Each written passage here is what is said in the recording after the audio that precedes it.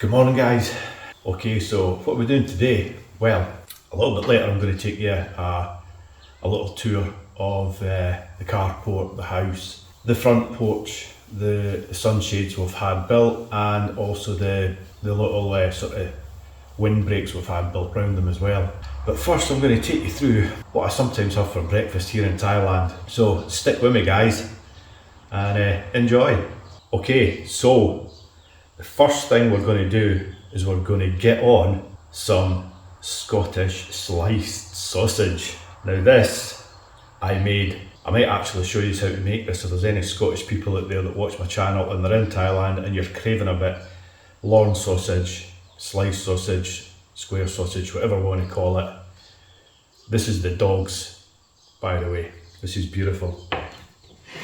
So we're going to get that one to fry and we're going to have that on a Scottish morning roll. Again, if you want to see how these are made, just leave a link in the comments below and I'll show you how to make these. Very, very simple. Buy yourself a stand mixer, Bob's your uncle, 10 minutes, a few hours proven, 15 minutes in the oven. Scottish morning rolls, you can't beat them guys. So what else are we having? Well, I am going to show you how to make the best iced coffee. Here in Thailand they call it cafe yen, and it is very, very simple to make. You can make it in the UK. I'll show you the ingredients as I'm making it. You can't go wrong and it's absolutely great. So here we go guys. Okay, so the first thing I'm going to do is I'm going to get this sliced sausage in a frying pan in a little bit of lard, and it's homemade lard as well. I buy this bacon and macro, and there's no water comes out of it, but there's a lot of fat on it. It's a streaky bacon, there's a lot of fat on it. And every time I cook some, I just pour it into an old sort of Nutella jar that I keep in the fridge. And yeah, I've got this jar full of bacon fat or lard, and it is just, it's brilliant for cooking with, for baking with. I put it in these rolls called for lard, so that goes in these, and honestly, oh. So I'll get this on and I'll be back in a minute. Okay guys, so what do you think of my lawn sausage? I make this in sort of 2 kilogram blocks. I slice it and I freeze it, and it doesn't last long. Neither do the rolls. So I'm going to get this on frying guys, back in a minute. Okay guys, that lawn sausage is going to take about 5 minutes each side on a low heat just to fry and cook through. Incidentally, I'm going to be having this with brown sauce. Now here in Thailand it costs about £10 in macro for 2 small bottles of HP, which is just ridiculous. I mean it's nearly 400 baht, which is over £10. So I don't buy it. What I did find was I found Heinz steak sauce. It was about half the price. Not anywhere near as good. I am going to make brown sauce. I'm waiting on the ingredients coming from Lazada. I've got the apples. I'm waiting on prunes. I'm waiting on allspice. I am waiting on malt vinegar. And when those arrive, I will show you how to make HP sauce. 1 Scottish morning roll. I make about between 12 and 16 of these in a batch, and I freeze them, and they freeze absolutely brilliantly. And when you thaw them out, they are as fresh as the day they came out of the oven. Beautiful. That's going to get some butter on it. Now for this iced coffee, you are going to need 1, 2, 3, 4, 5 ingredients. Well, 4 ingredients. One of them's boiling water. Nescafe. This is red cup Nescafe. Don't bother with making real coffee when you're making this iced coffee or cafe yen. Nescafe. You are going to need Coffee Mate or some other non-dairy powdered creamer. In Thailand there's lots and lots of companies make this. You can actually buy it in some of the shops unbranded, it just comes in bags. You're also going to need to get yourself a plastic cup. Now this one I got in a coffee shop that we go to sometimes, and I've just hung on to it. It's quite a good quality one, and it makes it more authentic for your iced coffee, but you can make it in thermal cups you get. You're also going to need to get yourself a jug, a shot glass. This is a 45 milliliter or 1.5 ounce shot glass. Okay guys, so for this iced coffee or caffeine, you're going to need 2 spoonfuls of Nescafe coffee. You're going to need 2 heaped teaspoonfuls of non-dairy creamer. Now you're going to top this up with about 250 ml of boiling water. Now I sit my spoon in at this angle and I know exactly how much I need to put in to fill this cup, but it is about 250 ml.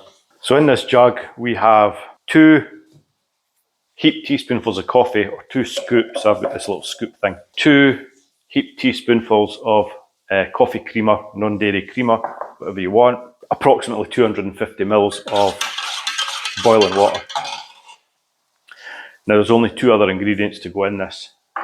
And in the UK, you are going to use carnation milk and sweetened condensed milk. Both made by Carnation. In Thailand, you get Teapot, Mali, Falcon, Carnation. There's another one I've got here that's got a Thai name on it.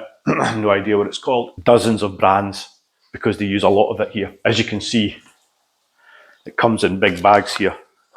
Right, now this is the sweetened condensed milk. So there's approximately 45 ml. Just fill your shot glass up. That goes in the hot coffee and creamer.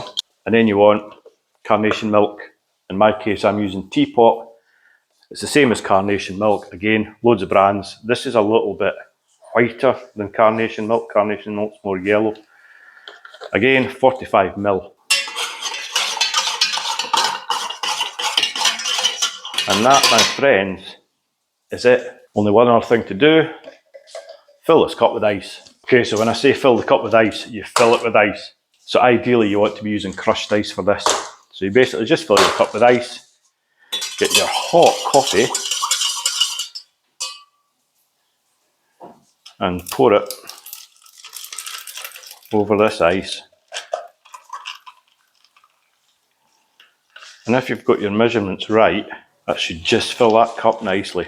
On with a lid, in with a straw, and allowed to go cold. You can tell I'm a Scotsman, guys. So this is the steak sauce I'm going to be using. It's Heinz steak sauce. Like I say, it comes in a lot cheaper than HP. It's not quite as good. It's maybe a little bit more fruity, but I'm going to make HP sauce. Yeah, I know, not good for you. A good blob of this steak sauce. Spread it around. Now that sliced sausage has had about 5 minutes on each side. Lorne sausage, slightly bigger than the roll. Now I know what some of you are saying. Get an egg on there. I really can't be bothered putting an egg on it this morning, so I'm just having sliced sausage. There we go, guys. What do you think of my Thai breakfast? Well, Scottish breakfast. And my caffeine. So, cheers, guys. Stick with me and I will take you a wee tour. You gotta make this. You gotta make this. So let's try this roll. Cheers. Still got my caffeine. You really need to try that. It's lovely. I was never a fan of iced coffee till I came here. And as a girl round at the temple makes it, or when On was selling the orange juice round at the temple, I went round and had one every day and she showed me how to make it. She gave me Carnation mugs that have got measures and everything on them for making it up, but I ended up buying myself that jug. And the shot glass which you need for measuring out the stuff. I'm going to spin you around and take a wee wander around the highly weed infested garden that we just cannot control. You'll see where they're growing. They're growing around the areas where On waters the plants. And in rainy season, when the whole place gets wet, it's just going to erupt. I don't know what I'm going to do about it. I don't know whether just to let it grow and turn into grass and then just cut it. Not a good idea with the stones underneath. So I'll spin you around and let you see what's happening. So we're probably going to lose a dog here. You!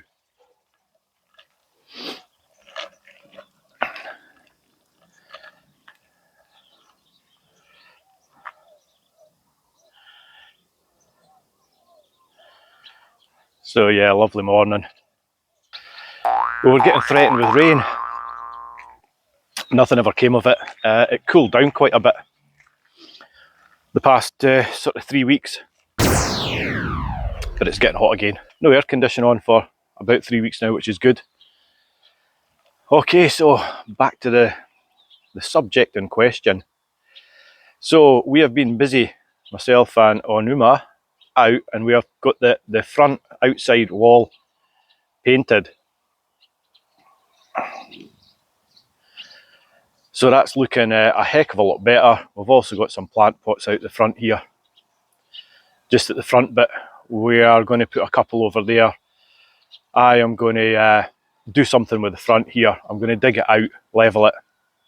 I'm going to put a little path out to the road for the gate there, and that's going to go up at a slope. Then I'm going to run it up, but I will make videos on that when it happens. I'm probably going to wait until we start doing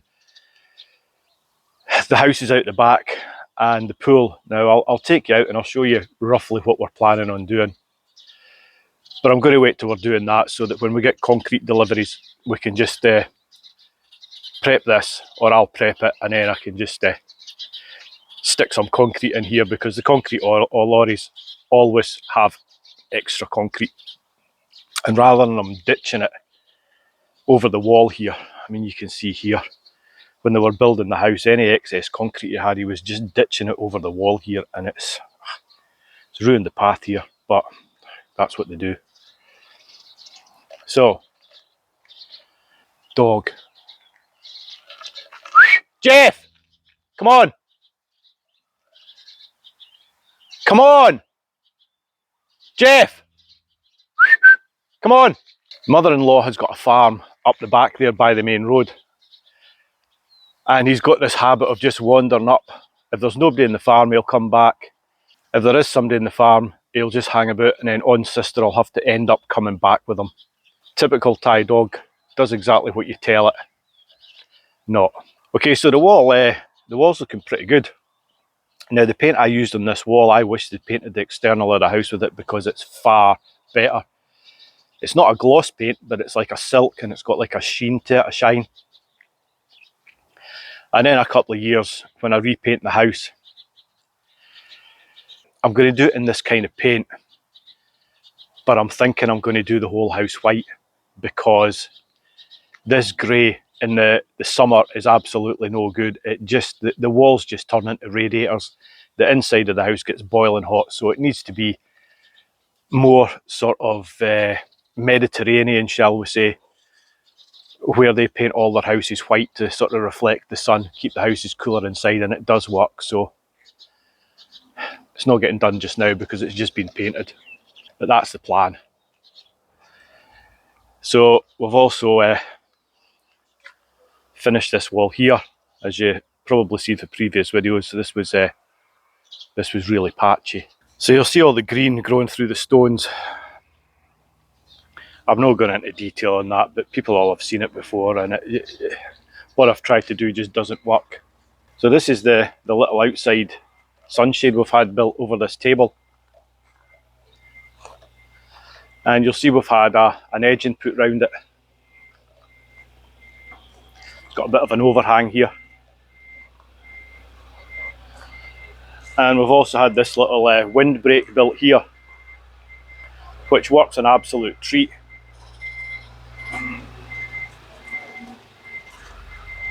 Our little trees here that had died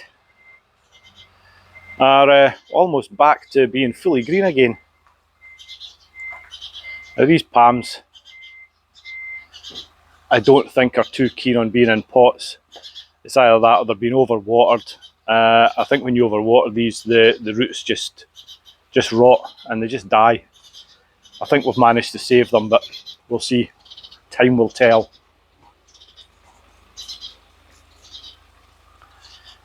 So the windbreak, why do we build it? Well, we've got these plants here on the patio outside the kitchen, and the wind came howling through here, and we had to move these every time it was windy, sort of more across into this corner. But even in this corner, the wind was whipping round and it was blowing these just all over the place.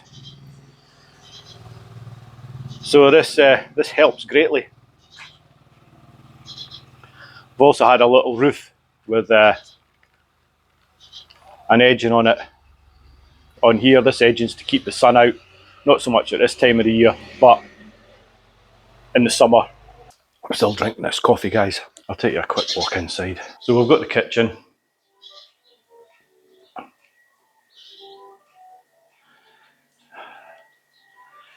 This is a little cooking setup area for doing videos when we eventually start doing them.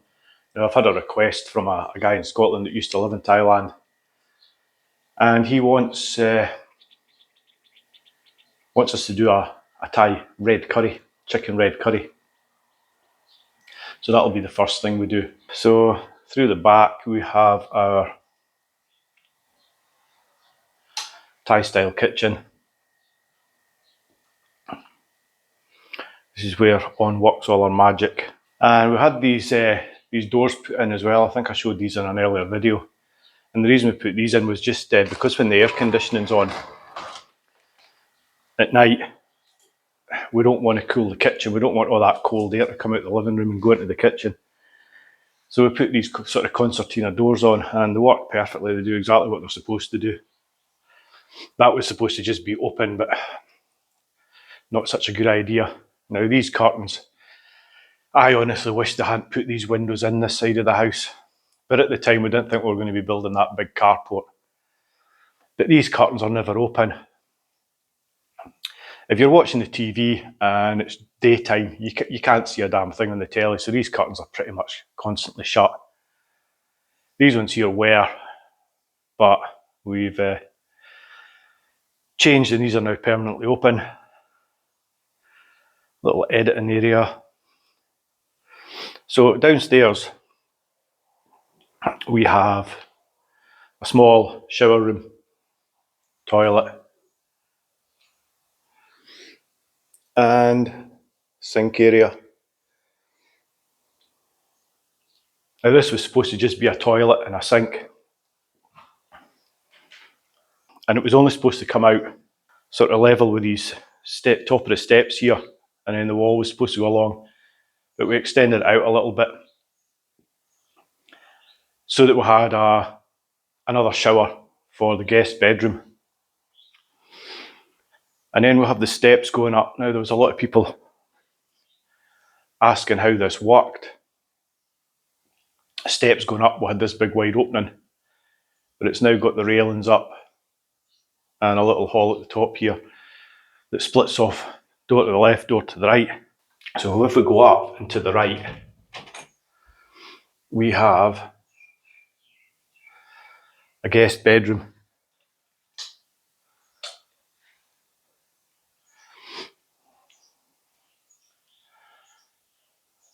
With some wardrobes and furniture in it. An AC unit up there. Now in Thailand, your walls, your AC units and everything, they come complete with gecko shit.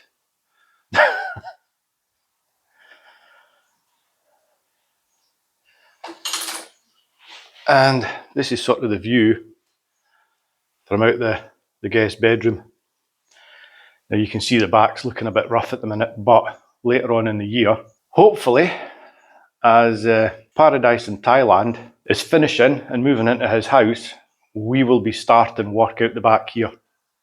I'm going to take you around a minute and give you an idea of what we're going to be doing.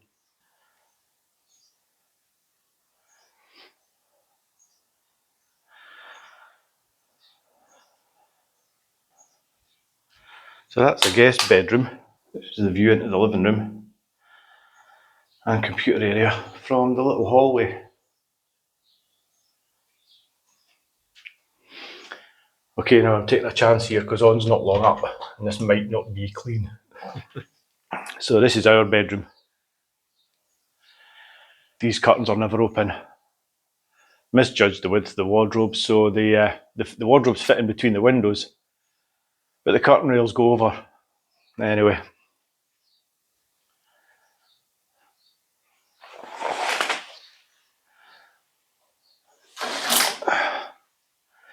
And this is the view from our bedroom for the patio doors.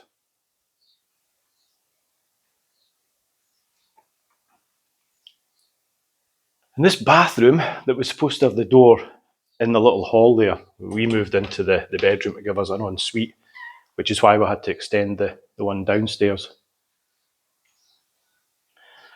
So we've got like a little built-in sort of sink area here. Toilet, little shelving unit, a wall up.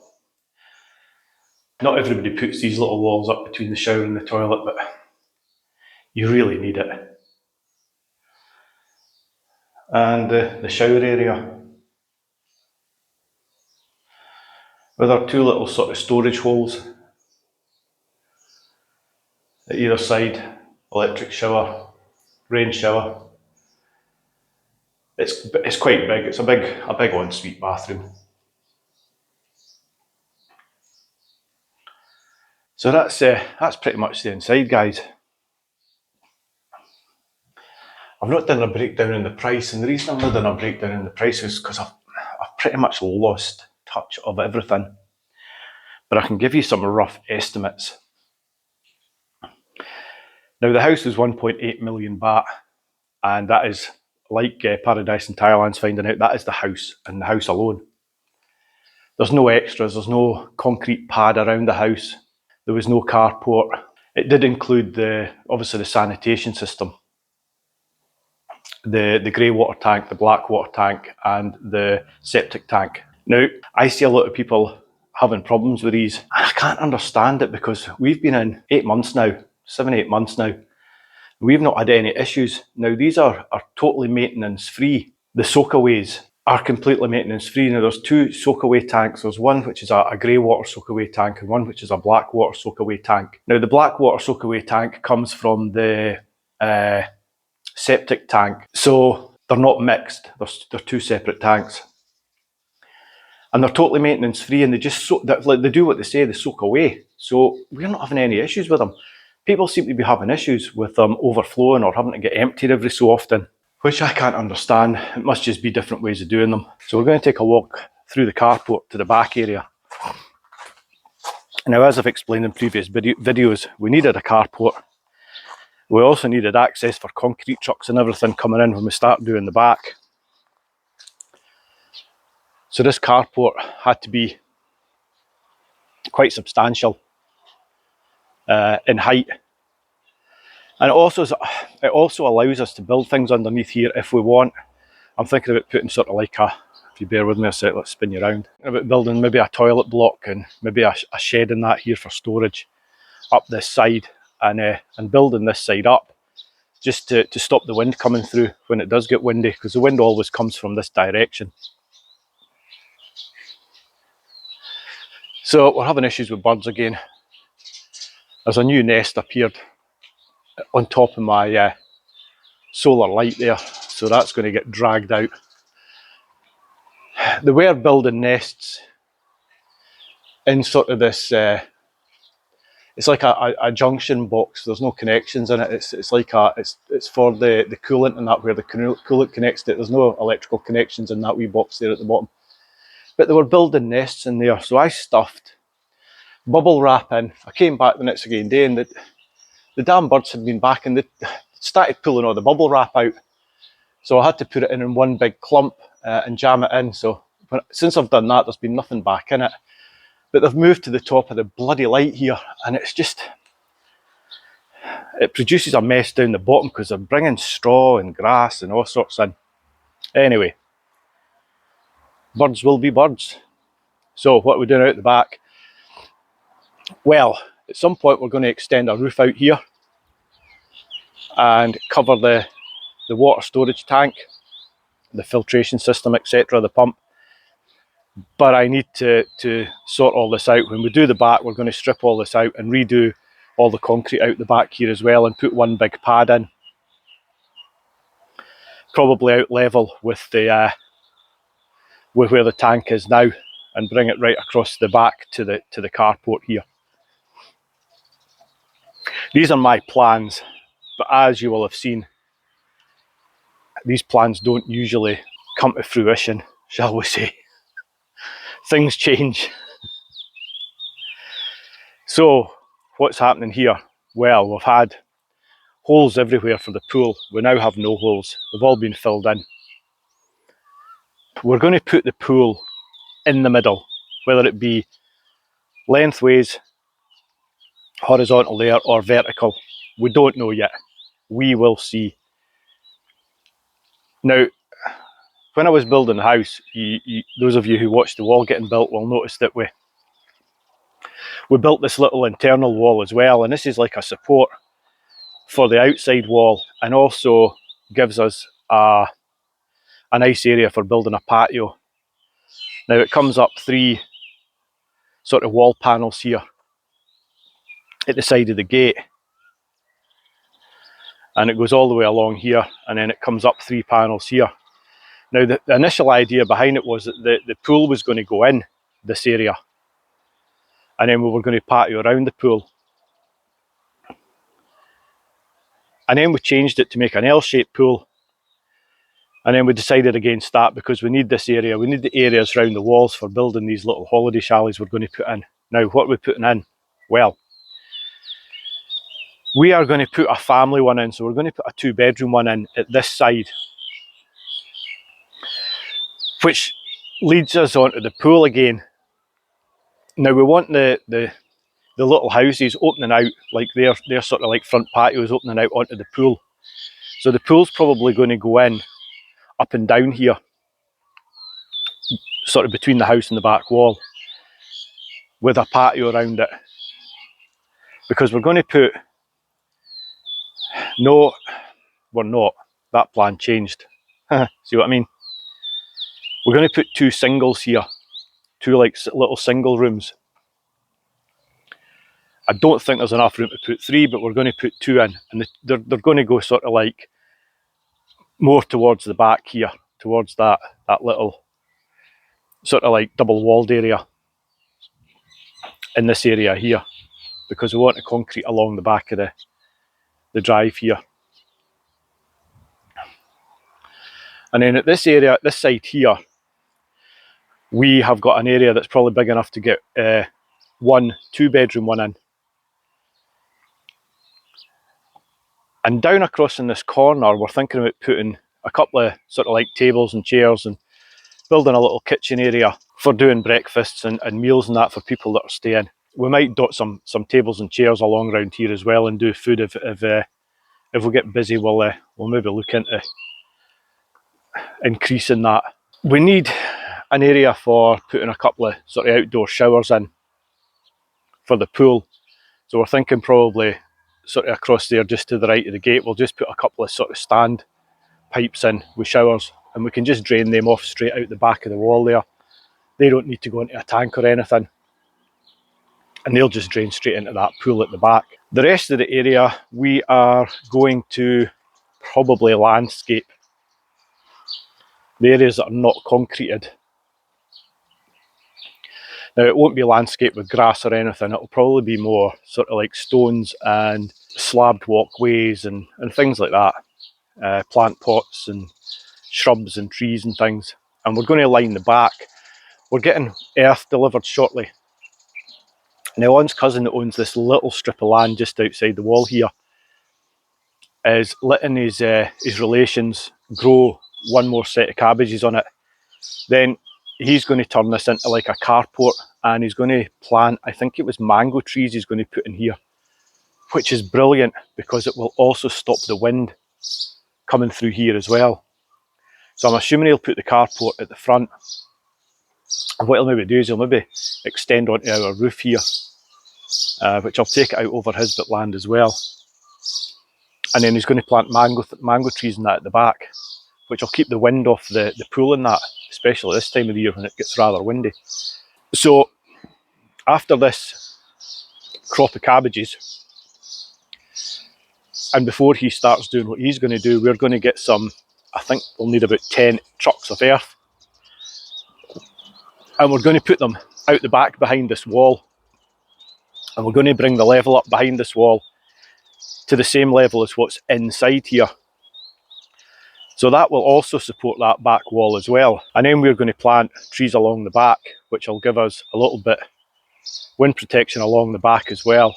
We're not too sure what we're going to plant tree wise, but probably things like mangoes, papaya, your sort of usual Thai fruit trees. I want some mangosteens and lychees and stuff like that. So we'll see. It doesn't look a big area when you look at it from here, but it's actually quite wide. It goes out to these sort of banana palms. We're going to keep the banana palms now. We've been told that if we just dump earth around the back here and bring it up, we don't have to worry about these banana palms. They will just grow through it.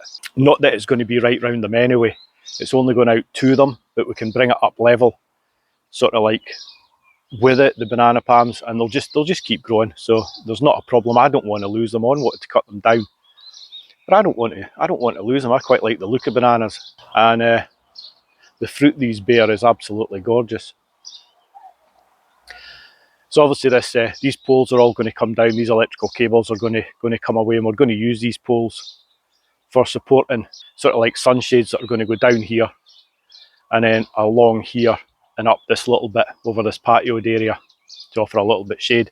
So we're just going to use these poles, metal poles, to support the front of it. So that's about it, guys. That's a bit of an update. So I think we're going to the UK in late June, early July. And then hopefully when we come back from the UK, we are going to start progressing this out the back and get this little resort built. And Owen reckons we'll be busy, especially if we keep it clean and tidy and modern, because all the other little resorts about, they don't look after their chalets. And I've just heard as well that there's one up the road there.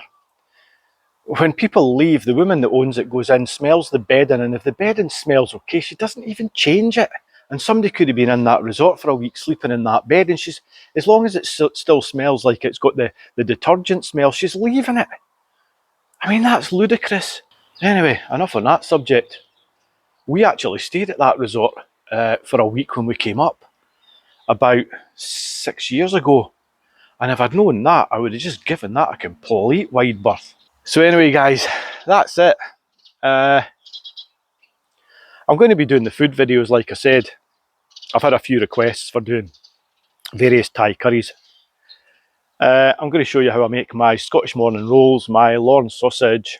I'm going to dabble into a bit of chocolate making as well, because I have found some videos of how to make pretty good chocolate just using cocoa powder, cocoa butter, powdered full fat milk, and I can't even remember the other ingredient.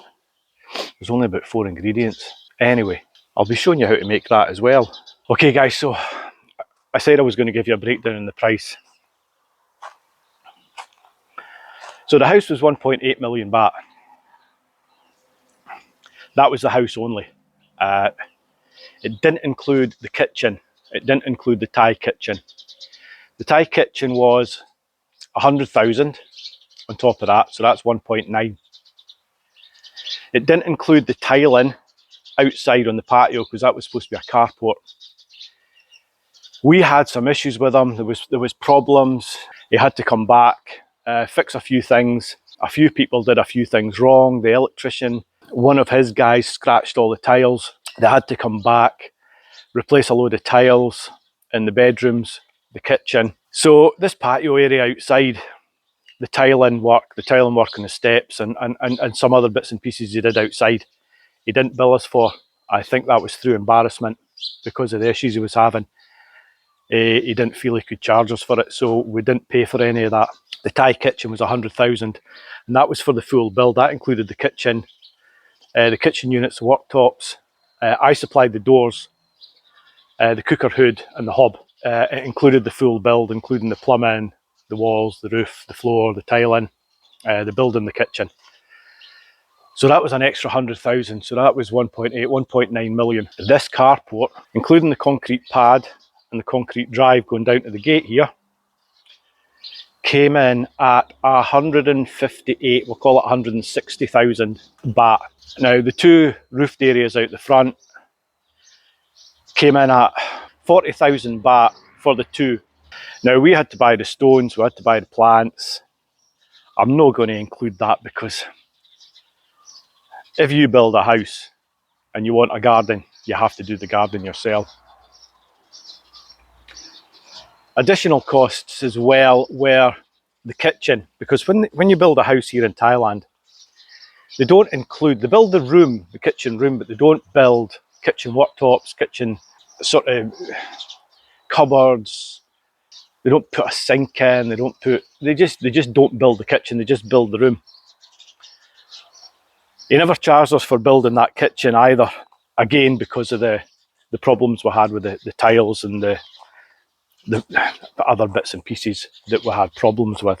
So he never charged us for actually building The kitchen itself, however, we did have to buy the cooker hood, the hob, the sinks, the cupboard doors, the drawers, drawer units.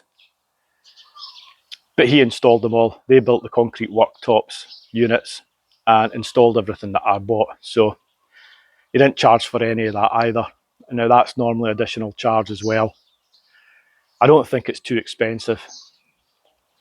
Like I say, we didn't pay, so I don't know how much it actually costs. Curtains. Curtains cost us 55,000 baht. That was for all the curtains, the net curtains, and the Venetian blinds in the two kitchens, and also the louver door, the louver sort of glass door that goes between the kitchen and the stairs going up to the living room. Or the AC units are not included as well, so they cost, I think. Now, the price of these, I'm just telling you the price of the units, because when you buy the units at places like Global or Mega Home or Home Pro, when you buy them, it all includes fitting, so there's no fitting fees or anything. So the air conditioning units came in, now there's 1, 2, 3, 4 of those, and they were 75,000 baht for the 4. So there's no additional cost on top of that. Electric showers, they're not included. I had to buy them. I actually bought them and installed them myself. The shower room, toilets and sinks and worktops were all part of the build. They were all included. The external lighting on the house was all included. The wiring was all included with the price of the house. Electricity lines, now we had to run a temporary line in from the main road before we started building it, so the builders had electricity. But since then, as you know, the electricity companies come in, PEA, and they've installed power lines along the front of the house.